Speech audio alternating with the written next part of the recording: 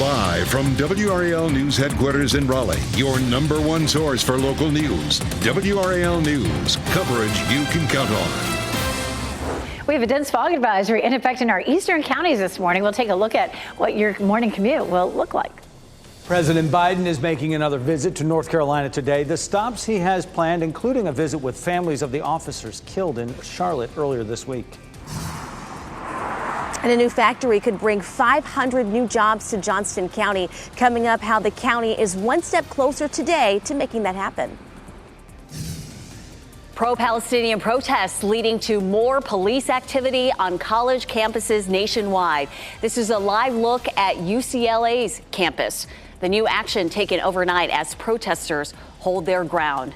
Police in riot gear have moved in. Highway Patrol, LAPD all called in right now. We'll keep an eye on this situation for you live unfolding at UCLA. A lot to tell you about here on this Thursday morning. We have a beautiful sunrise happening right now. I'm Renee Chu. I'm Jeff Hogan. Yeah, thanks for making us part of your Thursday here. We've been building all week. The temperatures getting hotter. We're going to crack that 90 today, quite possibly. But Elizabeth Gardner right now in the WRS Severe Weather Center with this dense fog advisory that's been issued.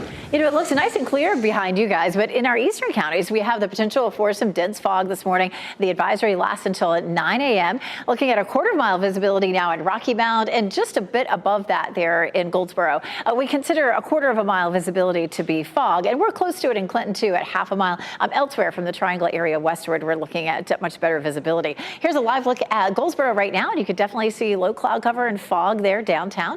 62 is our temperature, so it is warm in places. Take a look at the clear skies, though, here. Right in our backyard, we have the tower lit in blue there because we are seeing clear skies. So, again, the fog is mostly affecting our eastern counties, where temperatures are in the 50s, 58 Goldsboro, 59 in Rocky Mount, and 58 in South Hill. We see fog when our temperature cools down to the dew point, and we see condensation happening. And so that's why we're seeing it in the areas where the temperatures are cooler this morning.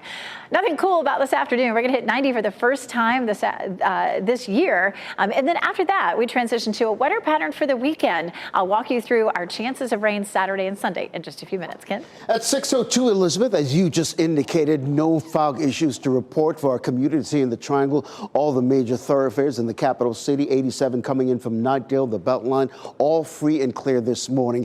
Elsewhere in the Triangle, in Durham and Chapel Hill, you can see nothing but clear sailing on 85 and 885 as well. So nothing to report there, but I want to take you outside, give you a live look at 885 and TW Alexander, backing up what we've been seeing on the sensors. We'll, of course, keep you updated if anything pops up on our sensors.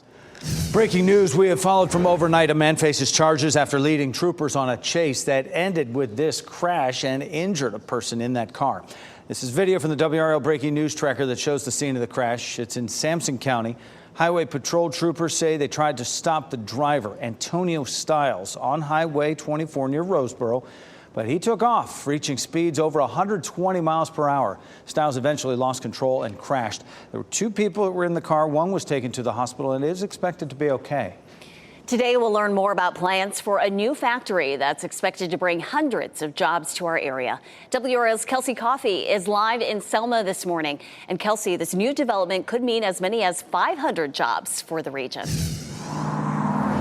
Renee, it sure could. And today we're going to find out more about what could bring those 500 jobs to Johnston County. So this empty lot here is just east of the intersection of 70 and 95. And this could be the site for a new factory. The company Crystal Windows and Door Systems may have plans to move to Selma. It's a part of a $100 million expansion. County officials are scheduled to meet today about economic incentives for the company. State officials who approve those economic incentives will also meet today. So we're working to confirm whether those two meetings are related.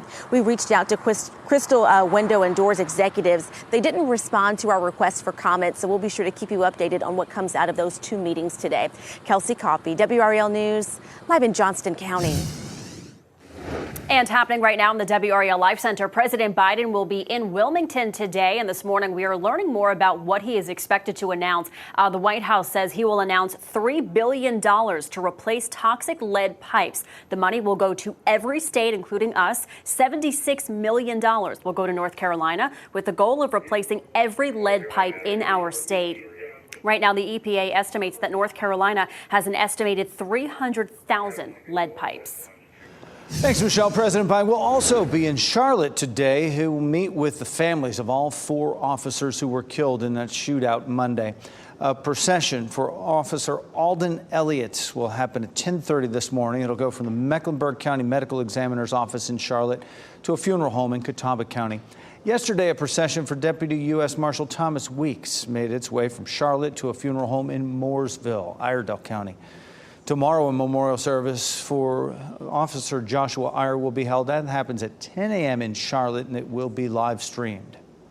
Surveillance video shows the moments thieves used that forklift to ram right into the Youngsville gun range. This happened Youngsville Gun Club and Range. It's right near Park Avenue and Franklin Park. And Tuesday night is when this video was released. You can see the thieves, they use that forklift to just smash their way into the building. They break the gate. 3 men then run into the store. Police say they took pistols and long guns. The owner of the store says he is working on offering a reward for information that leads to arrests in this case. Right now, hundreds of law enforcement officers are at UCLA after declaring that a pro-Palestinian encampment on campus is unlawful. Officers in riot gear have been there all night telling protesters to leave or to face arrest. This is a live aerial view of that campus. You can see protesters are concentrated here in front of that building as we see officers spread across the campus. Protesters are remaining defiant. The LAPD has issued a citywide tactical alert, and that means all LAPD personnel could be called in to help with the situation on campus if needed. It also means lower 911 calls may not be addressed. Right now, it looks like there's just a standoff happening with the officers standing there, forming a wall, a perimeter, as well as the protesters across from them right now. We'll keep an eye on this situation. Campus unrest continues across the country. Students and faculty at UNC are trying to make it through exams and graduation right now, still feeling the heaviness of what happened on campus Tuesday.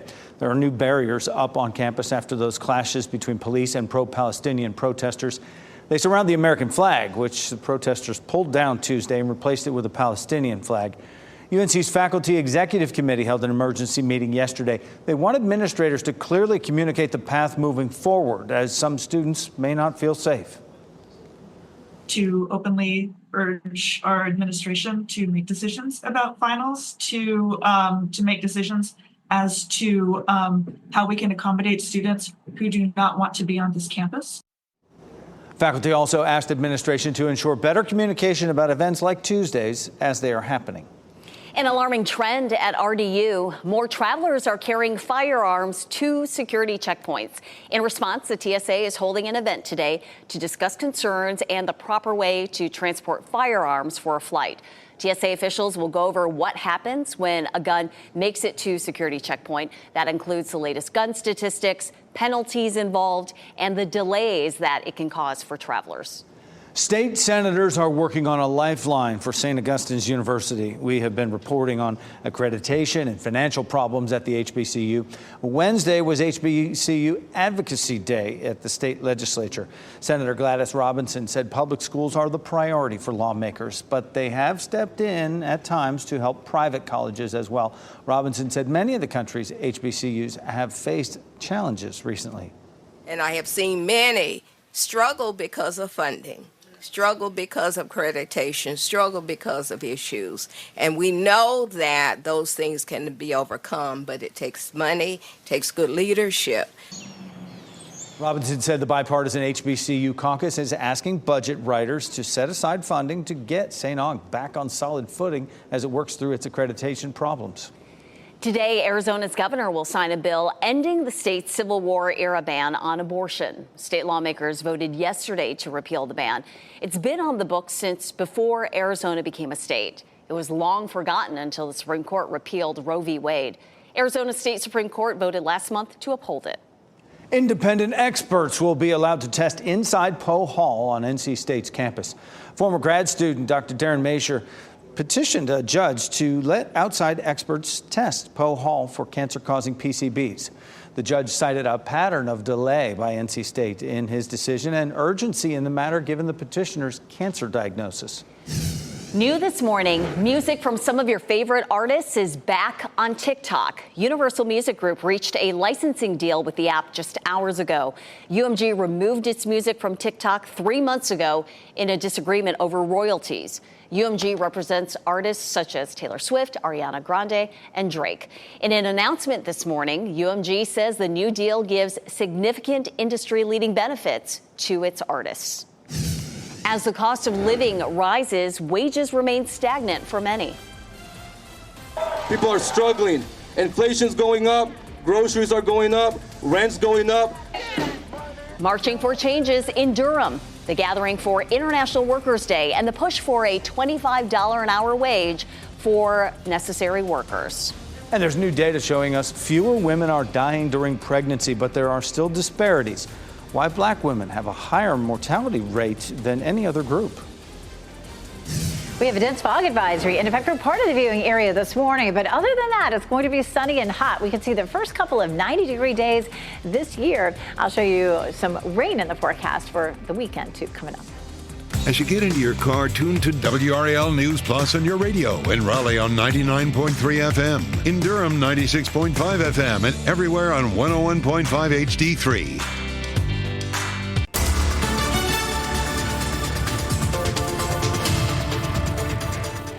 6:13, we have a dense fog advisory in effect for our eastern counties. We've had temperatures fall here more quickly, and so we've had that condensation form, some moisture in the atmosphere, and we're seeing visibility down to a quarter of a mile now in Rocky Mount. It's a half a mile in Goldsboro. We typically consider a quarter of a mile at fog, and so we're definitely seeing that potential. We take a live look at Goldsboro. You can see we have some low clouds and fog there, and we're seeing that, again, kind of up that I-95 corridor.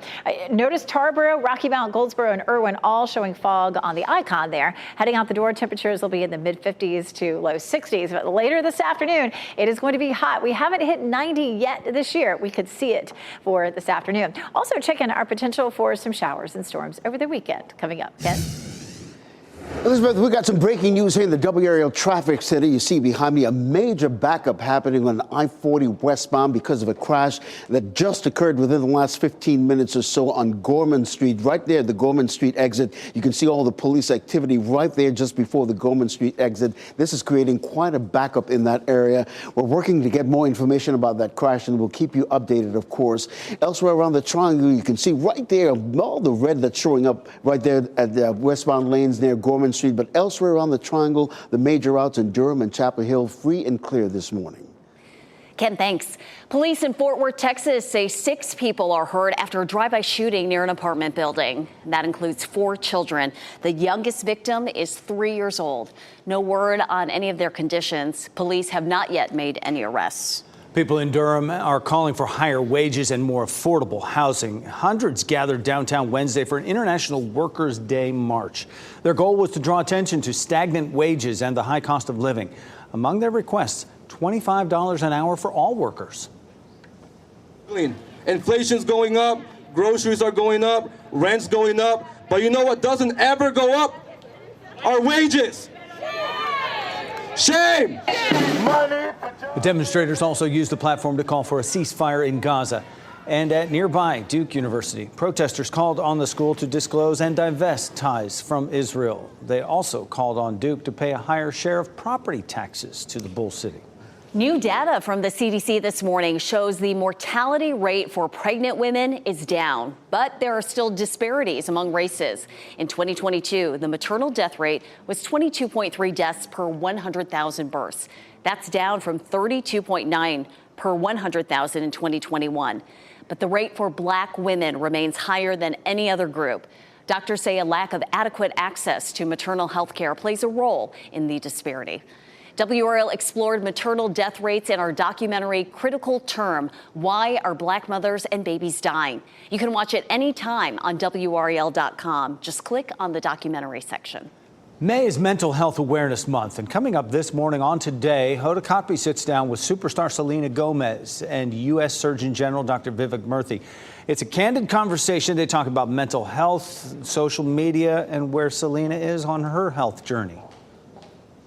I disabled all my comments on my photos on Instagram for only my friends. So I think I've created boundaries to help me. it was obviously people fussed about it, but they fuss about everything. So I felt empowered by doing that, by saying this is just for me. And you can watch more of this conversation this morning on Today. It starts right after this newscast on WRAL at 7.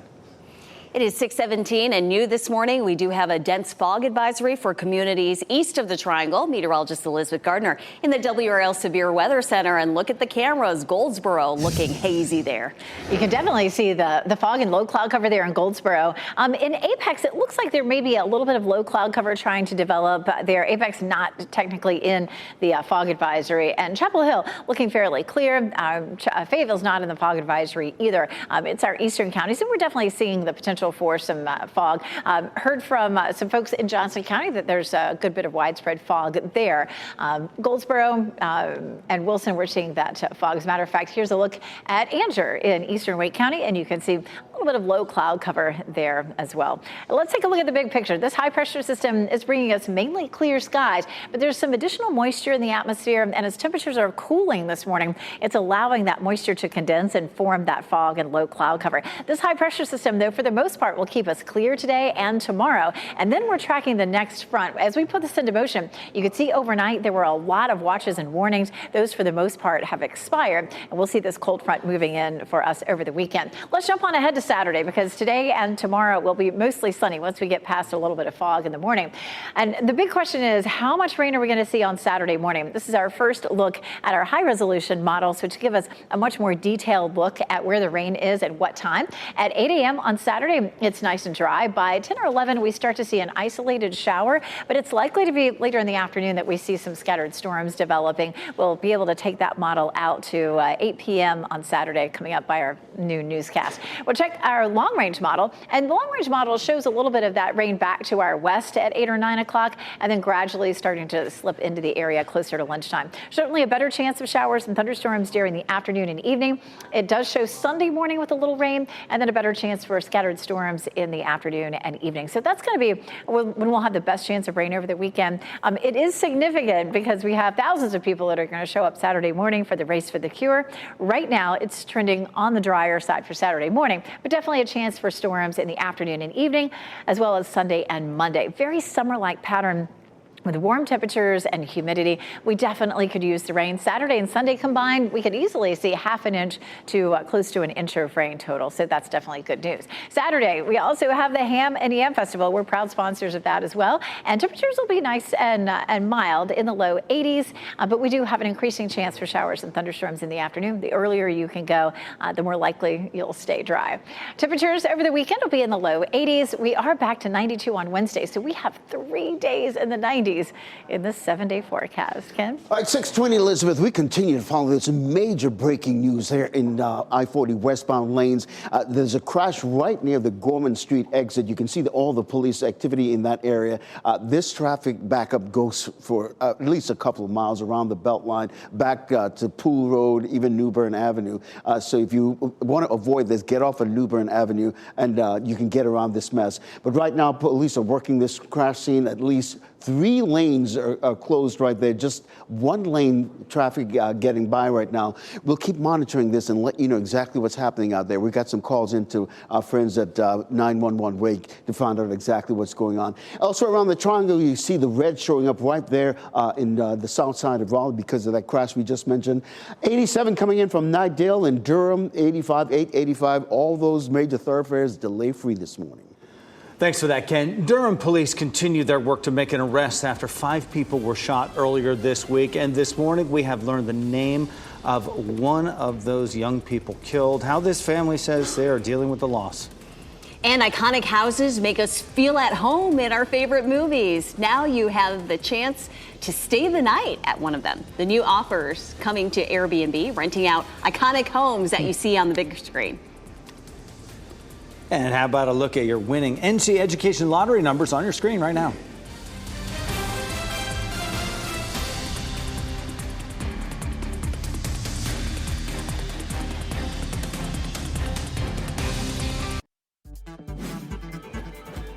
This What's Trending report, sponsored by Rug & Home. Airbnb is giving you a chance to stay in one of Pixar's most famous houses. Ken Smith is here now with what's trending, Ken. Yeah, about this life imitating art. The house from Up is one of the offerings in Airbnb's new Icon series. It's in New Mexico, and it's an exact replica of the house from the movie. Now, it even floats, well, sort of. A crane will pull it up 50 feet off the ground, but only while you're not inside it. Yeah, let's Bummer. keep the people out, right? They have a huge balloon festival in New Mexico, in Albuquerque, every year. So I don't know if they're going to blink at seeing that house up with the balloons going there. But it's celebrating the 15th anniversary of the release of that movie. Up was 15 years ago. Goodness. I can't believe. What a fun concept. I know Elsa's eyes went big when the balloons pulled the house up in the movie. So cool. I kind of want to be inside the house when it's floating. Right with you. Here's someone who hasn't been in the news lately, but is back in. Tyra Banks saying she tried her first alcoholic drink recently as she celebrated her 50th birthday. In a new interview with People magazine, Banks says it was nasty. She says she's loving everything else about being 50, though. She called the milestone a rite of passage.